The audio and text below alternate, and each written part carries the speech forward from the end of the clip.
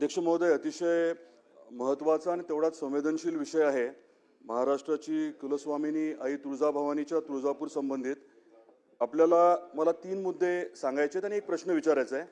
पहिला मुद्दा असा आहे की महायुती सरकार आल्यापासून साधारण 2200 कोटी रुपये हे तुळजापूर शहरासाठी सरकारने दिलेत आणि आपल्या तीर्थक्षेत्राचा कायापालट होतोय. वैश्विक दर्जाचं आपण धार्मिक पर्यटन स्थळ निर्माण करतोय. रेल्वेचं देखील काम आता हाती घेतलंय जवळजवळ 3000 कोटीचं.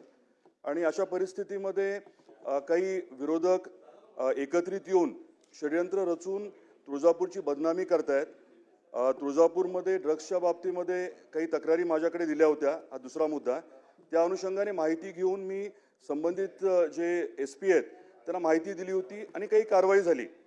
आता परवा महंत जे मुख्य महंत आहेत ते सर्व मुख्यमंत्री महोदयांना भेटले होते आणि तुळजापूरची नाहक जी बदनामी केली जाते वारंवार षड्यंत्र रचून त्याची उच्चस्तरीय चौकशी व्हावी अशी विनंती केली होती.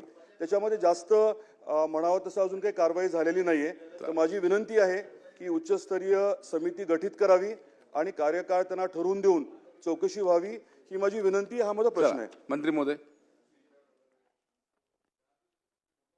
सन्मान्य सदस्य राणा जगजितसिंह पाटील यांनी उपस्थित केलेल्या लक्षवेधीच्या अनुषंगाने या ठिकाणी माहिती देतो की 15 फरवरी 2025 रोजी तामलवाडी ते तुळजापूर ह्या रस्त्यावरती एका व्यक्तीजवळ 45 ग्रॅम वजनाचं मॅफॅद्रोन नावाचं ड्रग्स त्या ठिकाणी सापडलं होतं. त्यानंतर या संदर्भात सखोल चौकशी करण्यात आली आणि जवळजवळ संपूर्ण गुन्ह्यामध्ये 38 आरोपी निष्पन्न झाले. याच्यामध्ये 30 आरोपींना अटक देखील करण्यात आली आहे. सध्या 27 आरोपी जामिनावर असून 3 आरोपी न्यायालयीन कोठडीमध्ये आहे. हे सर्व होत असताना ह्या संपूर्ण गुन्ह्याच्या तपासात एकंदरीत 47,74,000 किमतीचा मुद्देमाल त्या ठिकाणी जप्त करण्यात आला आणि पुढील देखील तपास त्या ठिकाणी चालू आहे. परंतु हे सर्व प्रकरण होत असताना त्या ठिकाणी तुळजाभवानी देवस्थानाची बदनामी कुठेतरी होते आहे का असा संशय त्या देवस्थानाच्या काही मंडळींनी त्या ठिकाणी शासनाकडे व्यक्त केला. त्या अनुषंगाने तक्रार आणि निवेदन देखील प्राप्त झालं. माननीय मुख्यमंत्री महोदयांनी तात्काळ त्याचे चौकशीचे आदेश दिलेले आहे आणि तेथील पोलीस अधीक्षकांच्या अखत्यारीखाली ही चौकशी सुरू आहे.